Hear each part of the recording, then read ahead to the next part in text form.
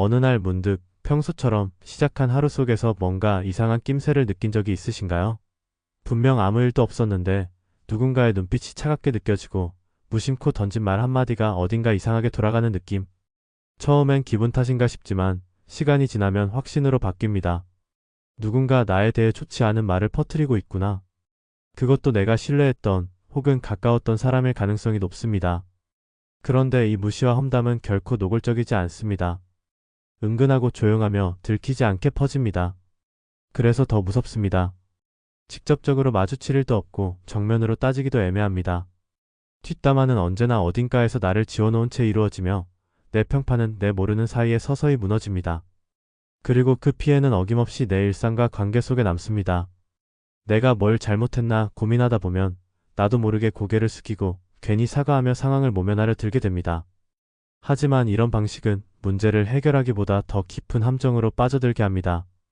조용한 무시와 험담은 마치 보이지 않는 손처럼 사람 사이의 신뢰를 끊고 나를 혼란스럽게 만듭니다. 문제는 그 손이 아주 조용하고 부드럽다는 데 있습니다. 그래서 깨닫지 못한 채 나도 모르게 상처받고 주눅들고 내 자신을 의심하게 됩니다. 진짜 문제는 상대가 나를 미워하는 것이 아니라 내가 그 미움을 내 탓으로 돌리기 시작했을 때부터입니다. 서울에서 작은 디자인 스튜디오를 운영하는 이지영 씨는 사람들과 원만한 관계를 유지하는 데 늘 신경을 쓰는 사람이었습니다.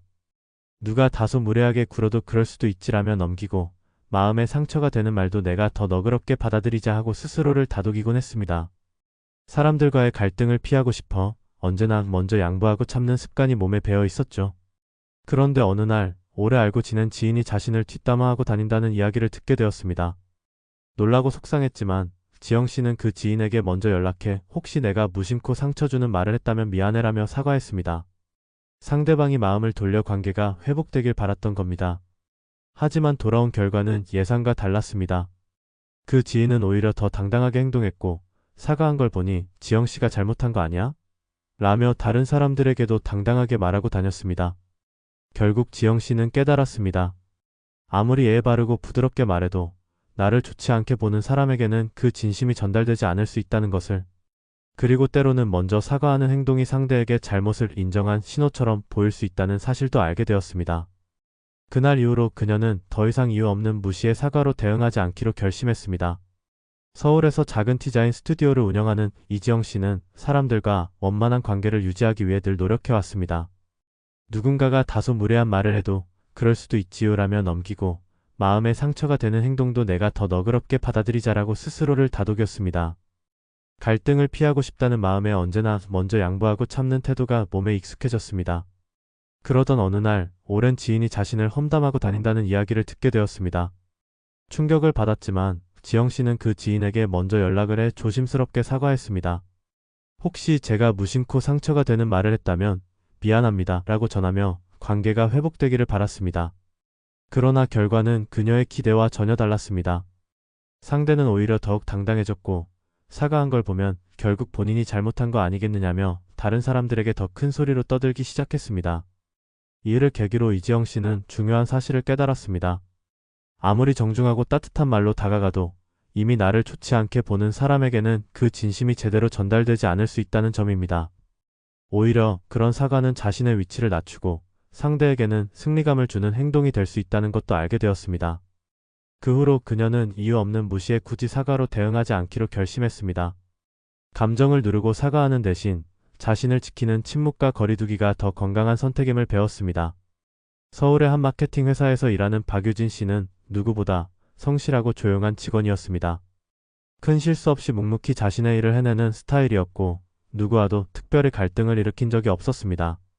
하지만 어느 날부터인가 같은 팀의 동료인 정아린 씨가 유진 씨를 향해 은근히 날카로운 말을 던지기 시작했습니다. 유진 씨는 왜 그렇게 보고서가 딱딱해요? 이건 좀 센스가 부족한 것 같네. 처음에는 농담이라 여겼지만 그 말들이 반복되면서 유진 씨는 점점 위축되기 시작했습니다. 어느 날 회의 시간 유진 씨의 아이디어가 모두의 주목을 받자 하린 씨는 곧바로 그건 예전에 나도 말했던 건데요? 라고 말하며 유진 씨의 말을 끊었습니다. 순간 회의실 분위기가 싸해졌고 유진 씨는 아무 말도 하지 못한 채 자리를 정리했습니다. 이후 유진 씨는 자신이 뭔가 눈치 없이 굴었나 싶어 혼자 반성했고 결국 하린 씨에게 조심스럽게 말을 걸었습니다. 혹시 제가 불편하게 한 부분이 있다면 죄송해요. 앞으로 더 신경 쓸게요. 라고 사과했습니다. 그녀는 진심으로 사과했고 관계가 나아지기를 바랐습니다. 하지만 그날 이후 상황은 더 나빠졌습니다. 하린 씨는 주변 동료들에게 유진 씨가 사과했잖아. 자기도 잘못한 걸 안 거지라고 말하고 다녔고 유진 씨는 의도하지 않게 팀 내에서 눈치를 보는 존재가 되고 말았습니다. 점점 그녀는 말수가 줄었고 동료들과의 거리도 멀어졌습니다. 그제야 유진 씨는 깨달았습니다. 자신의 잘못이 아님에도 먼저 고개를 숙였던 그 사과가 오히려 자신을 더 약하게 만든 것이었음을 말입니다. 때로는 이유 없는 공격 앞에서는 침묵과 단단한 태도가 스스로를 지키는 유일한 길임을 깨달았습니다. 누군가가 이유 없이 나를 싫어할 때 우리는 본능적으로 내가 뭘 잘못했나? 를 먼저 떠올립니다. 하지만 그 감정의 뿌리는 종종 나와 전혀 무관한 곳에서 시작됩니다. 타인의 미움은 그 사람의 상처, 열등감, 과거 경험에서 비롯되는 경우가 많습니다. 이를테면 내가 말한 한마디가 그 사람에게 과거의 불쾌한 기억을 떠올리게 했을 수도 있고 내가 가진 성격이나 태도가 그 사람 안의 불안이나 열등감을 자극했을 수도 있습니다. 나와 같은 방식으로 빛나지 못한 자신에 대한 분노가 나에게 투영되어 나타나기도 하죠. 그래서 우리는 종종 이유를 알 수 없는 미움에 직면하게 됩니다. 하지만 중요한 건 그 미움에 휘둘리지 않는 자세입니다. 타인의 감정을 나의 책임으로 떠안고 해명하고 사과하다 보면 오히려 내 자존감만 깎이게 됩니다. 그 사람의 감정이 왜곡된 것일 수 있다는 걸 이해할 때 우리는 비로소 불필요한 죄책감에서 벗어날 수 있습니다. 모든 관계에 잘 보이려 하기보다 나를 온전히 지키는 선택이 필요합니다. 서울의 한 초등학교에서 근무 중인 교사 윤가영 씨는 최근 특정 학부모의 반복적인 불만과 트집에 시달리고 있었습니다. 해당 학부모는 별다른 이유 없이 우리 아이가 선생님에게 무시당하는 것 같다, 차별받고 있다는 인상을 받는다는 식의 불만을 학교에 지속적으로 제기했습니다. 윤가영 씨는 처음에는 자신이 무언가 실수한 것이 아닐까 자책하며 스스로를 돌아보았고 불편함을 주지 않으려 노력했습니다. 심지어 학부모에게 정중히 연락해 혹시 제가 아이에게 불편한 인상을 준 부분이 있다면 죄송합니다 라고 사과까지 전했습니다. 그러나 예상과 달리 학부모의 태도는 오히려 더욱 과해졌습니다. 오해는 해소되기는커녕 사소한 수업 자료 하나에도 민원을 제기하며 감정적인 언행을 서슴지 않았습니다. 윤가영 씨는 더 이상 혼자 감당하기 어렵다고 판단했고 그때부터 접근 방식을 바꾸기로 결심했습니다. 우선 학부모와의 모든 소통은 학교를 통한 공적 경로로만 이루어지도록 했으며 메신저나 개인 연락은 완전히 중단했습니다. 또한 발생한 문제들에 대해서는 감정적 대응을 피하고 날짜와 사실 중심의 기록을 남겨 교감과 행정실에 공유했습니다. 그 결과 학부모의 반복적인 민원은 점차 신뢰를 잃게 되었고 다른 교사들과 관리자들도 상황의 전말을 명확히 인식하게 되었습니다. 윤가영 씨는 더 이상 부당한 요구에 시달리지 않게 되었으며 수업과 아이들에게 집중할 수 있는 시간을 되찾게 되었습니다. 그녀는 그 경험을 통해 사과보다 더 효과적인 것이 때로는 무반응과 거리두기라는 사실을 깨달았습니다. 또한 상대의 감정에 휘둘리지 않고 원칙을 지키며 침착하게 대응하는 태도야말로 자신을 지키는 가장 지혜로운 방법이라는 것도 분명히 알게 되었습니다. 누군가 나를 싫어하는 상황에서 우리는 종종 당황하여 과하게 친절하게 대하거나 상대의 마음을 돌리기 위해 무리하게 웃으며 다가가곤 합니다. 하지만 이러한 반응은 오히려 내가 불안해하고 있다는 신호를 주며 나를 더 만만하게 보이게 만들 뿐입니다. 그렇기 때문에 중요한 것은 나를 흔들지 못하게 하는 단단한 태도를 유지하는 일입니다. 겉으로는 평정심을 유지하면서도 더 이상 가까이 가지 않는 거리, 그것이야말로 관계의 긴장을 유연하게 풀면서도 상대에게 명확한 메시지를 전하는 방법입니다. 인사를 할 때에는 단호하고 짧은 말로 충분합니다. 길게 웃거나 지나치게 친근한 톤을 사용할 필요는 없습니다. 안녕하세요 한마디면 충분하며 그 이상의 감정적 교류는 자제하는 것이 좋습니다. 대화를 나눌 때에도 사적인 감정이나 불필요한 설명은 줄이고 필요한 정보만을 간결하게 전달하는 것이 바람직합니다. 예를 들어 그건 이렇게 처리했습니다. 관련 내용은 메일로 드리겠습니다. 와 같은 식으로 업무적이고 공식적인 말투를 유지하는 것이 좋습니다.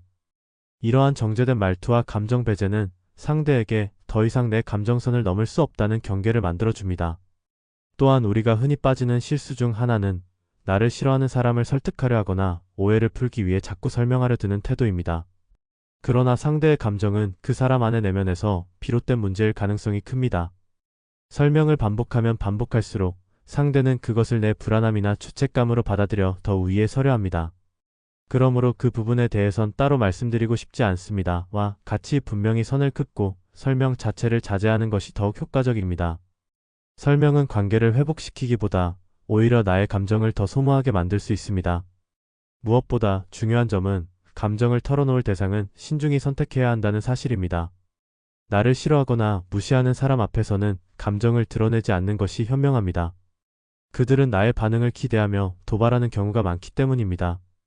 따라서 마음이 상했다면 그 감정은 정말로 나를 아끼고 신뢰할 수 있는 사람에게 털어놓는 것이 좋습니다. 그 사람 앞에서는 아무렇지 않은 척했는데 사실 속으로는 많이 힘들었습니다. 와 같은 진심 어린 말은 진짜 내 편과의 관계에서만 위로가 되고 감정을 회복시키는 힘이 됩니다. 반면 나를 미워하는 사람 앞에서 감정을 드러내면 그들에게 원하는 결과를 제공하는 셈이 됩니다. 결국 내가 지켜야 할 것은 완벽한 대응이 아니라 나 자신의 평정심입니다. 말투는 단호하되 예의 바르게 유지하고 감정은 꾹 삼키되 믿을 수 있는 사람 앞에서 건강하게 표현해야 합니다. 이것이야말로 나를 지키면서도 상대를 무례하지 않게 조용히 밀어내는 가장 우아한 방법입니다. 관계를 깔끔하게 정리하고 나의 중심을 흐트러뜨리지 않으려면 감정 없는 절제된 말과 거리두기를 통해 내가 흔들리지 않는 사람이라는 인상을 남기는 것이 필요합니다. 우리는 때때로 사람의 말 한마디, 눈빛 하나에 마음이 크게 흔들릴 때가 있습니다. 누군가의 부정적인 평가나 무례한 태도 앞에서 내가 뭘 잘못했을까? 를 고민하며 스스로를 의심하게 되죠. 하지만 자존감은 그런 외부 반응에 의해 쉽게 무너져서는 안 됩니다. 진정한 자존감은 외부가 아닌 내 안의 기준에서 비롯됩니다. 철학자 스토아 학파는 말합니다. 외부의 사건은 통제할 수 없다. 하지만 그것에 대해 어떻게 반응할지는 나의 선택이다. 이 말은 우리가 다른 사람의 감정이나 행동까지는 바꿀 수 없지만 그것에 휘둘릴지 말지는 스스로 결정할 수 있다는 뜻입니다. 예를 들어 누군가가 나를 비난했을 때 우리는 즉각 방어하거나 사과하려 들기보다 잠시 멈춰 이 말이 정말 사실인가? 아니면 그 사람의 기분일 뿐인가? 를 자문할 필요가 있습니다.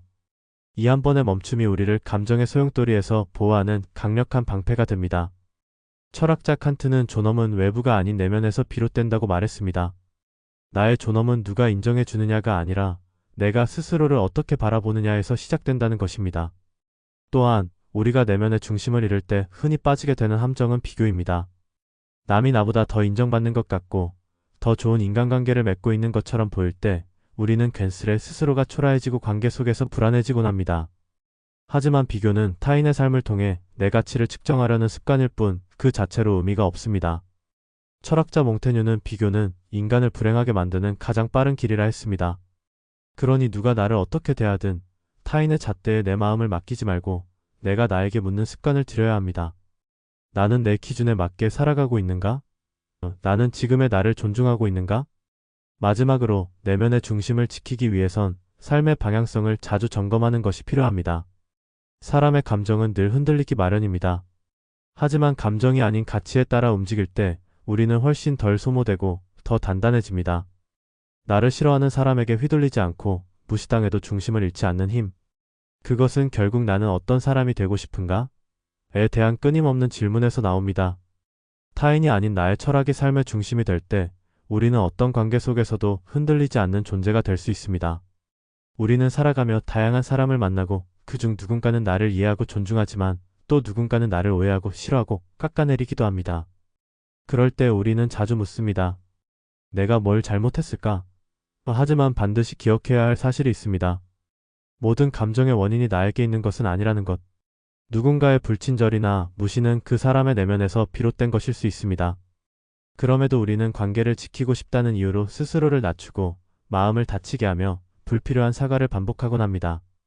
그러나 자신을 지키기 위해 필요한 건 억지로 맞추는 것이 아니라 더 이상 휘둘리지 않는 단단함입니다.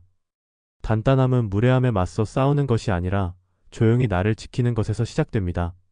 누군가가 나를 몰라준다고 해서 내 가치가 줄어드는 것은 아닙니다.